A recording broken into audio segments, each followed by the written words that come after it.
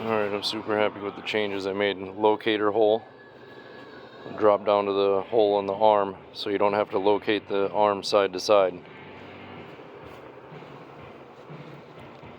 So that was one thing the kit was missing.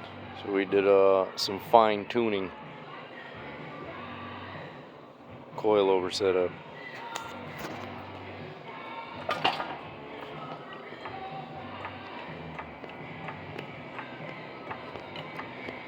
Going up.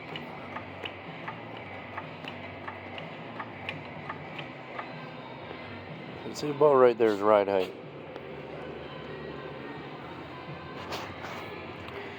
Should get about 3 inches, 3-4 inches in there is ride height. Shock has plenty of travel.